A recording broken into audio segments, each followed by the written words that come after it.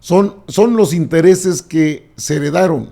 Mire, al presidente le interesaba más entrar en materia de trabajo, lo que fue o lo que es el Aeropuerto Internacional Felipe Ángeles, lo que es incluso el transísmico, porque va a ser un detonante extraordinario para el país. El Tren Maya, la refinería en Paraíso Tabasco. Es decir, al presidente le interesaba las becas del bienestar, el programa Jóvenes Construyendo el Futuro, le interesaba lo prioritario, atender a quienes menos tienen. Eso siempre fue prioridad. Si el presidente quiere, el presidente quita y pone ministros. Si él quisiera, pero pues le dicen, si así, le llaman que es un dictador y que eso no puede ser. El Poder Judicial anda con todo. El INAI, caray, ese Instituto Nacional es el Instituto Nacional de Acceso a la Información y Protección de Datos Personales, un juguete más de los neoliberales, un juguete que se convirtió en el centro de nepotismo, de amiguismos, de compadres, de uno acá y el otro allá, y lo ponemos de comisionado. Son prianistas todos. Uno que salió hace poco comisionado, pues que también son de la misma ralea. Y una jueza ordena, no solicita, no, ordena que se reúna el Senado de la República para que nombren cuanto antes a otro, que nombren a un comisionado. Esa es la petición. Es una orden, no es una petición, perdón. Es una orden. Y yo pregunto, ¿cómo le va a hacer la jueza para obligar a los senadores a nombrar a un comisionado? ¿Cómo? O sea, es un poder autónomo también, el poder legislativo. Sí estoy de acuerdo en que yo creo que fue en el 2018 cuando tenían las 2/3 partes o una mayoría, casi una mayoría calificada, que pudieron haber echado, que pudieron haber sacado o pudieron haber modificado de fondo al Poder Judicial. Ahorita, desde el 21 para acá, ya no es muy posible porque no se tienen las 2/3 partes. Ese es el gran problema. Y ahorita le explico cómo está esa situación de las 2/3 partes, porque, pues, ¿usted cree que al presidente le faltan ganas de actuar en ese contexto? Yo no creo que le falten ganas. Vamos a la información. Mire, una jueza ordena al Senado a convocar a un periodo extra para nombrar a un comisionado del INAI. El plazo es de 3 días para que la Junta de Coordinación Política elabore la propuesta de los candidatos. Esa orden, ¿quién la dio? Vamos a ver a la jueza. Bueno, no va a salir el nombre, casi siempre se los guardan. Una jueza federal ordenó a la Junta de Coordinación Política del Senado convocar un periodo extraordinario de sesiones para nombrar a uno de los comisionados del INAI, a uno que falta para que el Instituto Nacional de Transparencia, Acceso a la Información y Protección de Datos Personales pueda operar. Al conceder una suspensión al Consejo Consultivo del INAI contra la omisión del Senado en la designación de los comisionados, el juzgador dio un plazo de 3 días a la Junta de Coordinación Política para que elabore la propuesta de los candidatos al puesto de comisionado, por lo que hace a la segunda vacante de dicho puesto. Hecho lo anterior, dentro del plazo de 3 días, la Comisión Permanente del Congreso de la Unión lleve a cabo los actos que le permitan convocar a la Cámara de Senadores a un periodo de sesiones extraordinarias con la finalidad de que se someta a su conocimiento la propuesta respectiva. Como parte del expediente 1714/2022, la titular del Juzgado 17 en materia administrativa con sede en la Ciudad de México afirmó que el beneficio de la medida cautelar solicitada puede revocarse o modificarse a través de la sentencia principal, lo cual no deja sin efecto, sin materia, el juicio de amparo en cuanto al fondo. Se fijó para el 30 de mayo la celebración de la audiencia accidental en la que resolverá si concede la suspensión definitiva. Bueno, eso es lo que dice una jueza que pues pide que por favor al INAI consideren, lo nombren otro comisionado y exige que se reúna de urgencia la Junta de Coordinación Política. El INAI, ahí le va, el INAI obviamente es el Instituto Nacional de Acceso a la Información y Datos Personales, trae una colita muy, muy seria, que le han pisado poco, pero es una realidad. Vamos a ver cuántos expedientes ha ocultado el INAI, porque ese es otro tema. Y bueno, está dentro de este tema. No son tan derechos como ellos creen, ni son tan extraordinarios como ellos dicen. No. Mire, En la pasada sesión de la Junta de Coordinación Política, el senador César Cravioto de Morena les recordó cuántos millones de expedientes tienen reservados en el INAI y de qué se trata todo esto. Vamos a escuchar y verá usted lo que dice el senador César Cravioto. Y el pueblo de México no les cree nadita. ¿Por qué? Porque cuando ustedes estuvieron en el poder, resulta que 12 millones de expedientes entre el gobierno de Calderón y el gobierno de Peña Nieto se reservaron. Y eso sí, hablan de transparencia y se envuelven en esa bandera, por eso no les creen nadita. Y cuando hablan de seguridad, igual, grandes discursos, grandes datos que dan, pero el pueblo de México no les cree nada, porque cuando ustedes estuvieron en el poder, pusieron, entre otras cosas, a un maleante al frente de la seguridad como García Luna, que le entregó a los cárteles de la droga los territorios de este país. Entonces, ustedes sigan elaborando buenos discursos, ustedes sigan haciendo bonitos carteles, seguramente van a tener muchos likes en sus redes sociales con la gente los poquitos que todavía les creerán que con 5,000 likes ya le llegaron a la mayoría del pueblo de México, pero lo que es verdad es que la gente no les cree. Y si no, platicamos el miércoles 7 de junio para ver la barrida que les pusimos en el Estado de México y en Coahuila. Sí, una pregunta. Sí, le estaba Perdón. A lo mejor no me escuchó. Perdón.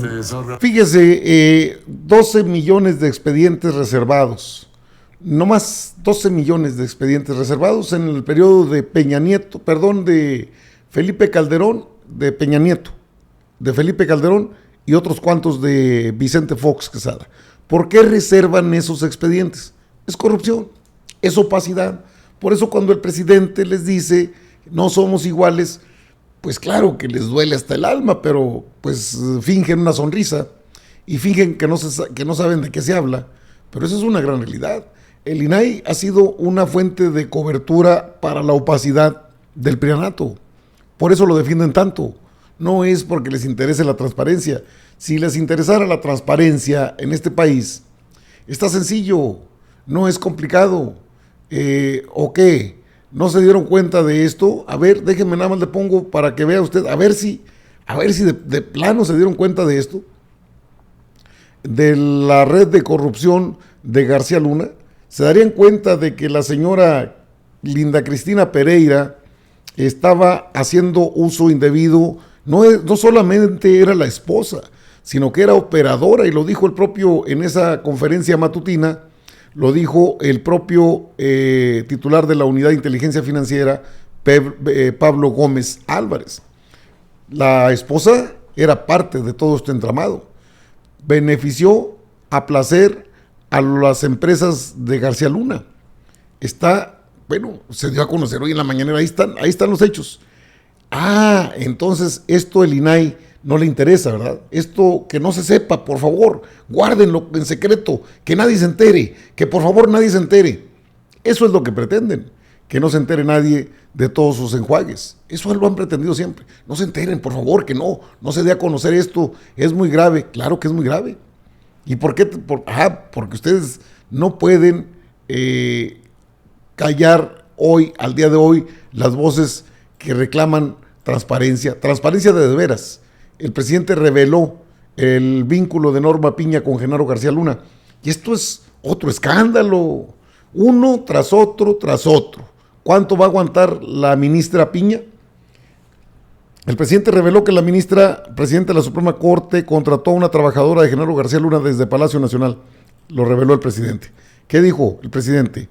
Tras la votación en la Suprema Corte de Justicia de la Nación, donde se invalidó el decreto sobre seguridad nacional, el presidente López Obrador reveló un supuesto vínculo entre la ministra presidenta Norma Piña y Genaro García Luna. Desde la conferencia de prensa el día de hoy, aseguró que la inteligencia de su gobierno, ya lo dijo el presidente, es el pueblo de México, hombre. Este es el caso de la ministra presidenta de la Suprema Corte, Norma Piña, quien tendría vínculos con el exsecretario de Seguridad a través de una trabajadora. Resulta que la presidenta de la Corte contrató a la que era directora de Recursos Materiales cuando García Luna. El presidente aseguró que desde siempre la gente le ha brindado información, por lo que no tiene por qué recurrir al espionaje cuando tiene la inteligencia de los millones de ciudadanos que apoyan a su movimiento. Aseguró también el presidente que la relación entre Norma Piña y su colaboradora con Genaro García Luna es la muestra de la necesidad de blindar las obras prioritarias de su gobierno, esto por el nuevo decreto que emitió tras el revés de la Corte. Ayer vinieron y me entregaron a la oficina de parte Atención Ciudadana que querían entregar unos papeles de aquí, de mis vecinos de la Corte. Entonces, ¿cómo no vamos a blindar los trenes y los puertos? Son seguridad nacional.